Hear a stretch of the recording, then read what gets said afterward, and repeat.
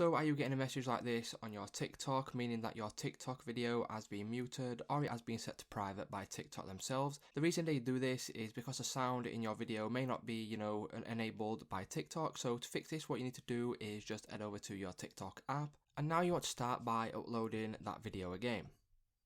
So once you are here, you can then go to the upload section. So what I will do is I will just choose this video here, and what you need to do now once you have chosen the video that you are re-uploading is, as you can see at the top, there will be an option for add sound. If you click on this, what that will do is it will bring this up here, and what you can do now is you can come down to the bottom right hand corner and click on the volume option. Once you click on this, you will have a option for original sound and also for added sound. So what you can do is you can go ahead and turn the added sound down to 0. Or if the problem is with the sound in the background of your original video, what you can do is also put original sound down to 0. And this will go ahead and obviously turn off the sound, which will then enable you to go ahead and re-upload this with no issues. So it's just that simple to go ahead and fix muted video on TikTok.